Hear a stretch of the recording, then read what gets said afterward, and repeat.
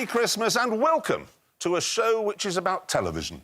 In a year when television has never been more important. We couldn't go to the pub or to the cinema or to a wedding, but we could gather round this wafer-thin panel of light and noise. It's been our comfort blanket, our laughter track, and a constant reminder about how life is supposed to be. It's even had the waxy-faced David Williams on it, just now, in fact, looking, as usual, like a glazed Boxing Day ham. Talking of tomorrow, Piers Morgan is on Who Wants to Be a Millionaire, making a complete arse of himself. Anyway, sorry, back to the auto cue. I know that a lot of people claim they spent lockdown learning to play the violin and making sourdough with the children. But I didn't. I just watched a lot of telly, scouring the bowels of Amazon and Netflix and Sky Atlantic, sponsored by Volvo, to find new things to keep me amused. At one point, I was obsessed with a subtitle soap opera set in a post-war Swedish restaurant. I binge-watched a show about an orphan girl who ate a lot of tranquilizers and then played chess. And on one lonely Tuesday morning, I even watched a documentary called The Great British Urine Test, which wasn't what I thought it was going to be. I'm Dr. Christian Jessen, and I believe our urine could be liquid gold when it comes to picking up problems with our health.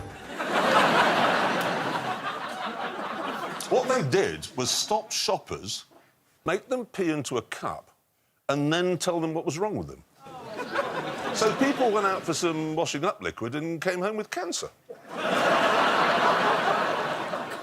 Which, if you think about it, was actually a very useful service. And television didn't just check the health of the nation, it also kept us up to speed on the complex issues of the day. Race, for example. David, I think it is perhaps appropriate tonight that we just pause to mark Black History Month, most of all. And we discussed it today, and we thought it was actually right that we acknowledge that properly, and there's nobody better placed on our team to do that than Steve Bunt. So over to you for a moment, Steve. Thanks very much indeed, Colonel. That's like ringing Greta Thunberg for advice on motorbikes. But the breakout star of the year wasn't Steve. It was the talking turtle who delivered what looked like a double chemistry lecture every afternoon. Next slide, please. Looking at individual hospitals, NHS hospitals, these are the hospitals with more than 100 COVID inpatients in them. Was he stopped? His graphs were always very confusing, but luckily we had Home Secretary Priti Patel on hand to clear things up for us. As of 9 a.m. today, there have been 974,000 tests carried out across the UK, excluding Northern Ireland. Mercifully, Italian politicians are a lot easier to understand. When the governor of a region called Campania cancelled all Halloween celebrations, there was an outcry. So he went on television to explain his actions, and he certainly didn't mince his words. Halloween è questa immensa idiozia, questa immensa, stupida americanata. God, I love him. One of the annoying things that happened this year was that news programmes stopped telling us what was going on and chose instead to ask complete strangers in the street how they were coping. Sorry to bother you. Can we just ask you how happy you're feeling right now? I'm bloody miserable, actually. Pubs are shut. What do you expect?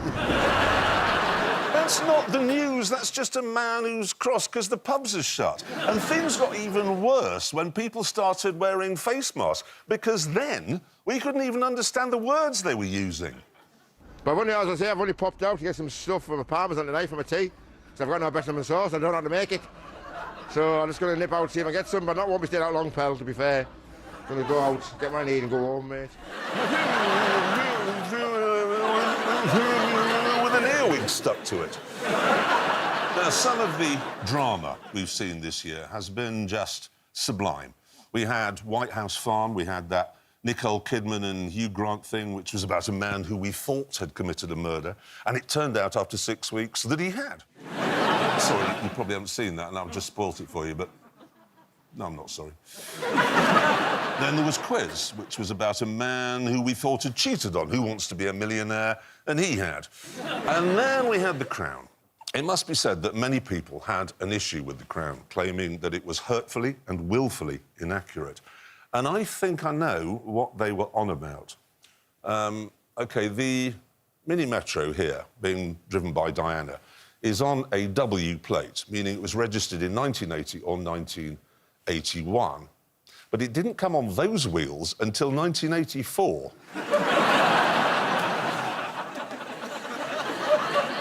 And that was just the tip of the iceberg, OK? This scene here, that was set in 1981. But that's a facelifted Mark II Cavalier. And you don't need me to tell you that didn't arrive until 1984. I think, though, the most upsetting moment centred around Charles and Diana, specifically their visit to Australia in 1983. Because that's a Jaguar XJ40 in the background. And that came out in 1986. I think probably the best drama I saw all year was Des. David Tennant was just brilliant, playing the part of serial killer Dennis Nielsen, who'd hidden various bodies around his properties in London. I particularly liked this scene where he reminded us that under interrogation, every master criminal always makes one tiny mistake that even the stupidest policeman is going to notice. In the car, you said that there was more. I must advise my client. 195 Melrose Avenue, N2. There, you'll find the remains of 12 or 13 people dating back to 1978. Oh, no, I said that out loud, didn't I? I meant no comment. Another great drama was Billions on Sky Atlantic, sponsored by Volvo, in which Damian Lewis goes around deploying his perfect American accent, and we learn that Paul Giamatti can't actually handle a Pinot Noir at all. And, of course, this one's worth a fuck of a lot more than 40, which is why I only hang replicas. Smart. Oh, I do the same, since I'm all elbows. Oh, fuck! A great scene from a great series, but what fascinates me most about the show is that no one on it does small talk.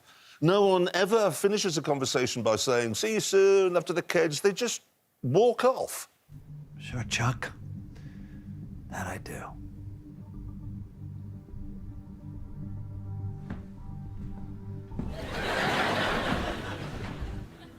I believe that you believe that, Chuck.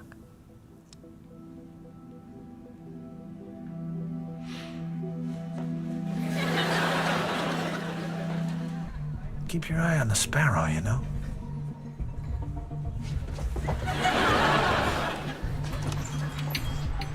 Tomorrow, first thing in the office. After, I have Union Square Cafe ferry over some very special room service to her hotel.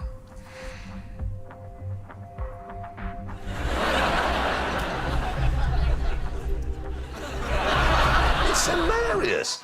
And they all do it, always. And I think I know where they got the idea from. Countryfile. Although on Countryfile, the stars don't walk away from each other. They walk away from us. And it's hard to imagine an animal more suited to life in these uplands than the magnificent Welsh black. But this nocturnal animal is under threat and needs all the help it can get. But it's not just us Brits that love a good apple. But will Adam fare better at Exeter or online? It may not be nice, but it is legal. It may not be nice, but it is legal. What's he talking about? Sounds like the sort of thing a man says to his wife on his birthday.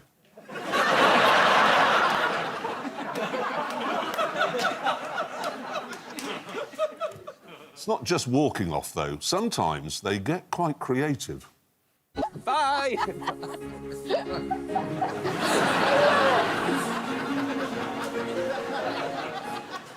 I'm afraid to say that Matt continued to roll down that hill until he went under a fence and onto the A34. Anyway, it's now time to take a break. So we'll... Oh, no, wait, I've done that wrong. It's more complicated than it looks, this walking off at the end. Wait. Anyway, it's now time to take a break. We shall see you again in a minute.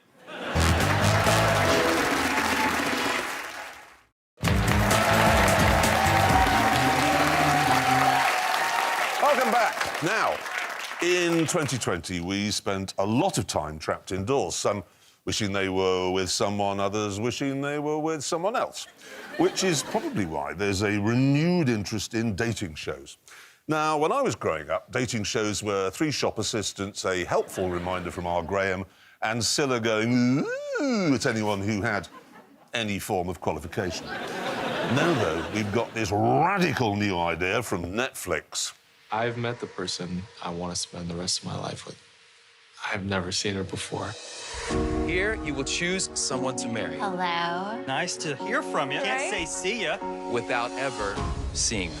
It's called Love is Blind, and here's the idea. Couples spend 10 days rotating in and out of boxes like randy pigeons, talking to but not seeing one another. So they don't know, for example, if the guy on the other side of the wall has hair all over his face. And then this happens.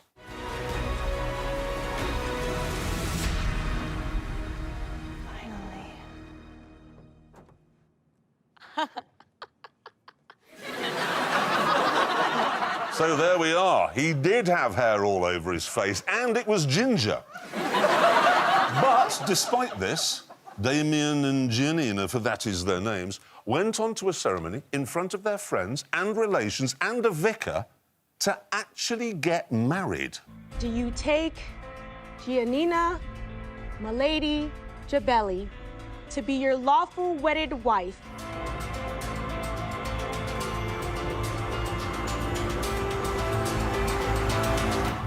I do not.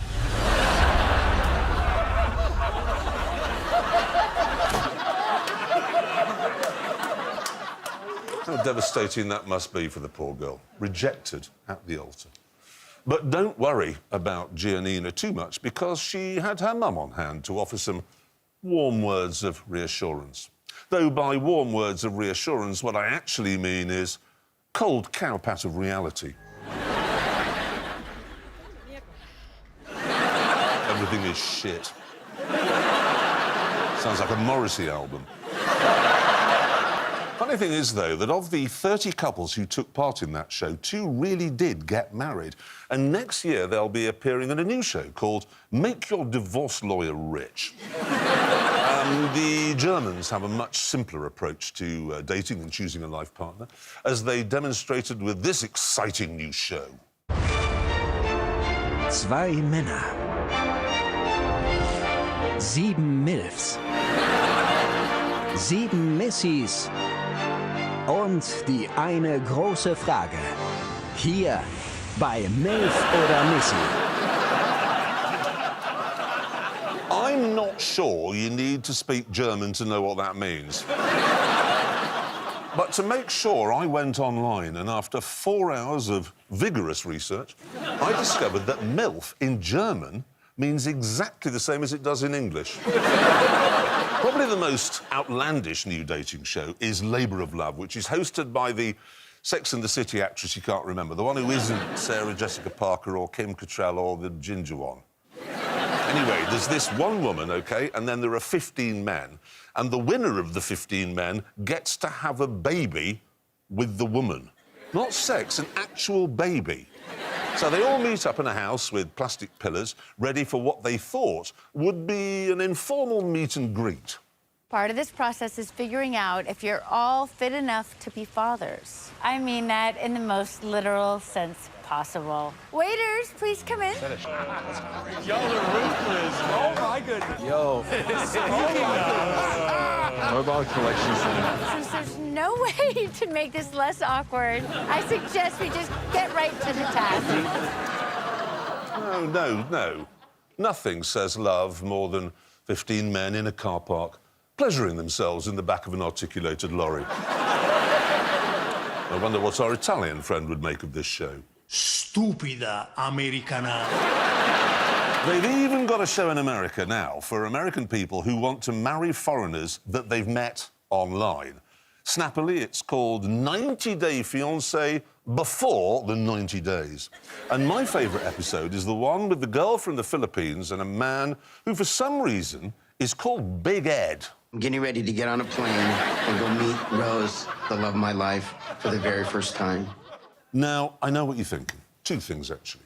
Had she seen a photograph of him before she invited him to come over? And how does Big Ed keep his hair so silky smooth?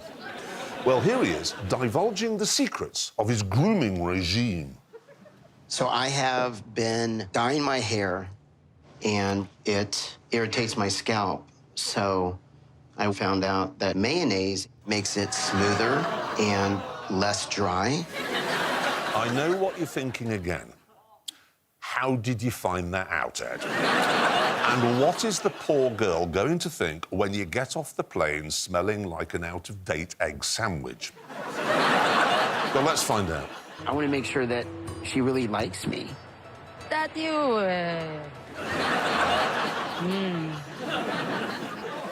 the most enthusiastic welcome, but Big Ed was undeterred. And with a heart full of love and a head full of Hellmann's, he set about winning her over with some of his smoothest lines. I like the view. You do? Yes. You're my best view. Yeah. Now, I don't speak Filipino, but I'm fairly confident doesn't mean, I'm aroused. Actually, I'm certain it doesn't, because after a couple of days, Big Ed went to her hotel room to find out she'd checked out. Though when I say checked out, I mean fled. She was desperate to go to America, but not that desperate. Because travel has been so difficult this year, there weren't many travel shows to amuse us, which is why it was disappointing to find that Paul Hollywood and my mate James May both decided to go to the same place, Japan. But still, you're thinking, it's a big country, 100 million people, lots of stories to go around. Paul certainly will have thought he had an exclusive with this, going for a spin through the city streets on a go-kart whilst dressed as a cartoon character. But unfortunately, no. Because here's James going for a spin round the city streets on a go-kart whilst dressed as a cartoon character. Now, that was a bit embarrassing. But then Paul found a street food stall hidden away in the back streets of Osaka. Outside of Japan, the most famous type of Wagyu is Kobe beef. And how much is that piece? 10,000 yen. What, 70 quid? Ooh, 70 quid on street food. So what are the chances, in a country where there are hundreds of thousands of food stalls, of James finding the exact same one? And just down the street, you can certainly do that. Oh, look at the price of that. Oh my god. So good. That's 70 English pounds. Unfortunately, that wasn't where the similarities ended. But I've decided to enjoy one of Japan's iconic bullet trains. As he finally rides a bullet train.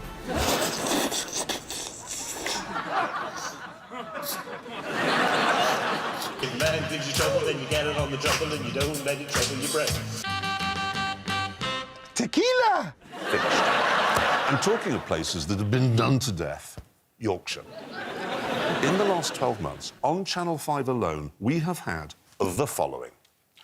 Our Yorkshire Farm, the Yorkshire Vet, the Yorkshire Steam Railway, the Yorkshire Vet, the Peter Wright story, a year on the Yorkshire Steam Railways, Yorkshire Tea versus PG Tips, Battle of the Brews, and Lancashire, the Yorkshire of the West. Actually, I made that last one up just to annoy people in Lancashire, but the other ones are real. In fact, the only one thing that Channel 5 likes more than Yorkshire is the royal family. Again, in the last 12 months alone, while I was watching Damien Lewis walking out of rooms without saying goodbye, we have had, I've got a list here, OK? The royals on holiday. The royals, a family in crisis. Royals in wartime. The tabloids and the royals. King George VI, the accidental king. Queen Mary, how she saved the royals. All the Queen's horses. The Queen and Charles, mother and son. The Queen's speeches in triumph and tragedy. The Queen, inside the crown. The Queen, duty before family. The Queen, in her own words. The Queen versus number 10, behind closed doors. Elizabeth I and Elizabeth II, Britain's golden queens. Elizabeth and Margaret, love and loyalty.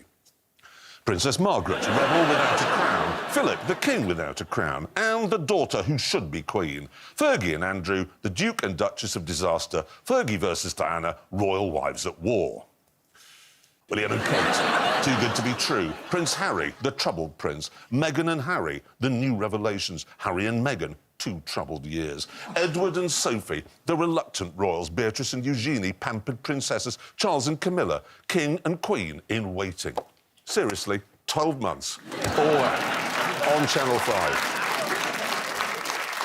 Thing is, though, it's given me an idea, actually, a bit of a tip for Channel 5. Next year, why not make some shows that combine Yorkshire and the royals? Imagine that. The Queen and the Yorkshire Dales. The Duke of York in York. Prince Edward, live at Leeds. Prince Andrew and Fergie to Holland back. In Princess Anne's Scimitar. Princess Margaret, the Yorkshire pudding. What about this? The Yorkshire Royals with Paul Hollywood. And then, a couple of weeks later, the Yorkshire Royals with James May. And now we are going to take a break while I pleasure myself in the back of a lorry.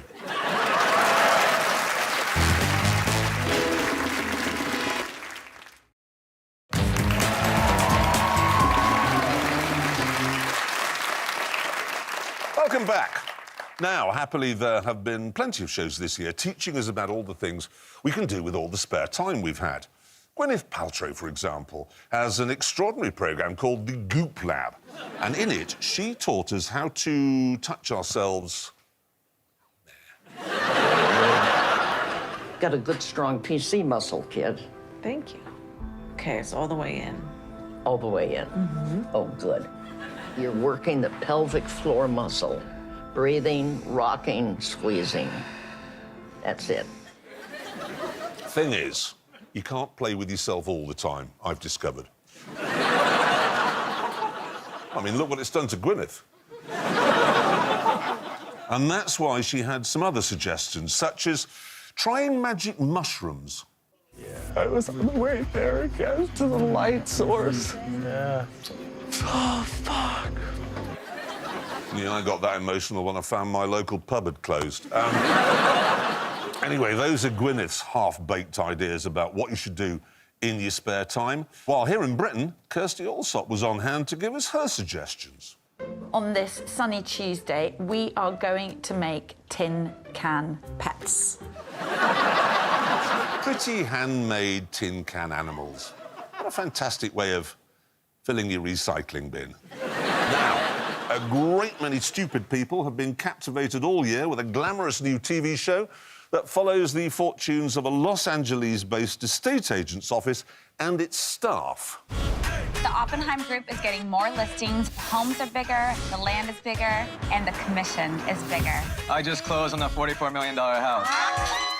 I wonder what the estate agent's hiring policy is. Not the same as Country Files, that's for sure. It's not the Stepford Wives, but it's certainly on the Stepford borders and within walking distance of the attractive Stepford High Street. But these poor girls do have their work cut out. I mean, when an estate agent in Britain wants to sell a property, they just spray a bit of Febreze around. But over there, they've got to be a lot more creative. I'm really excited for this Brokers Open. I'm doing a Twilight event, and it's going to be burgers and Botox. Is that convenient? Is it Botox anytime, or I don't know. like... See, let's find out. So feel free to get some Botox. In the meantime, I want to show you guys around the house. The guests were delighted with their Botox, or appalled, or surprised. It's impossible to tell. Stupida americana. Exactly. Makeover shows are different in America too. This is their latest idea, which is very novel. There's still the aura that there's something here. This is where the bodies were buried. There was 7 bodies total. Oh, wow. Murder and makeover don't usually go together. But this isn't just about design.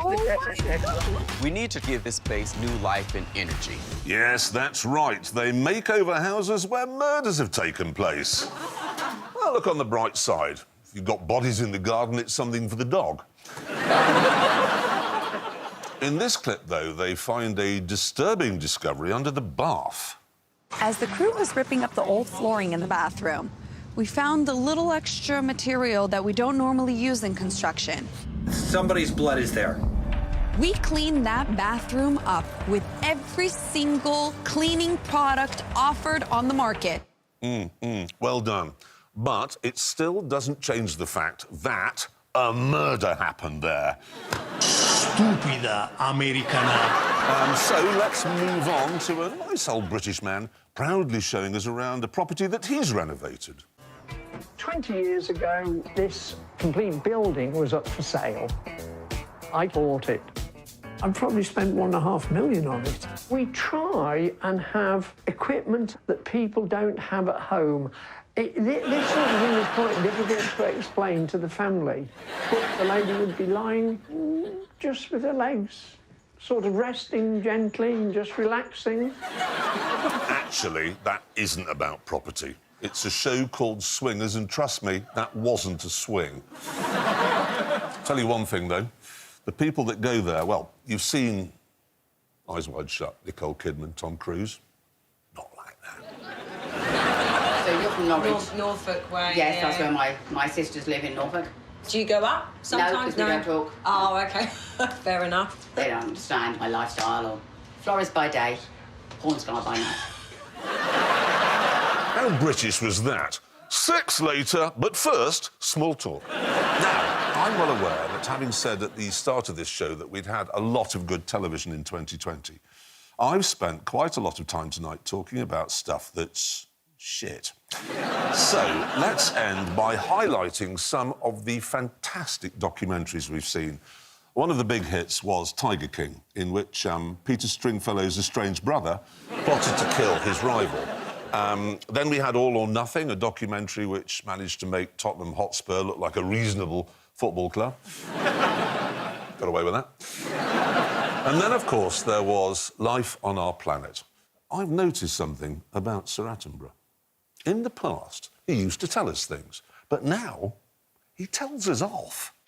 Every other species on Earth reaches a maximum population after a time. The number that can be sustained on the natural resources available.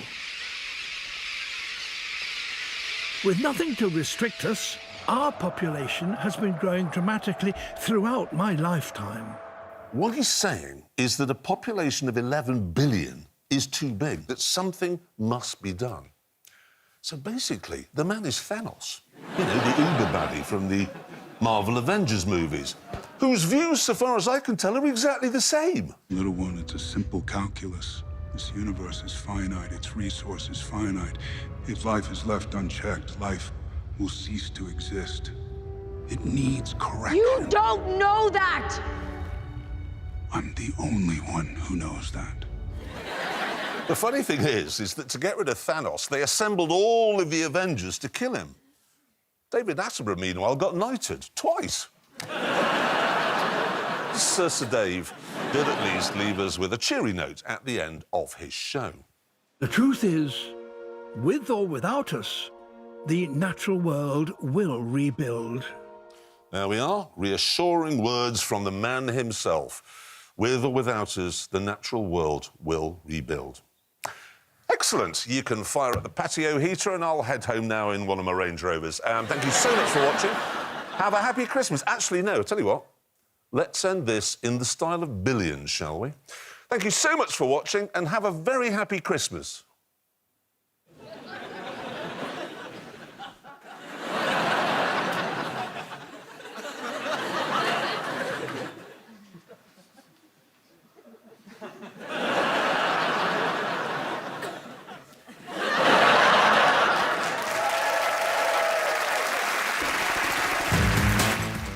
Piers Morgan and Jordan Banjo join Jeremy for a Who Wants to Be a Millionaire celebrity special tomorrow night on ITV at 9:30.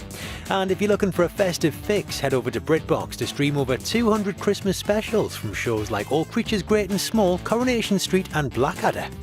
Next, it's It'll Be Alright on the Night at Christmas.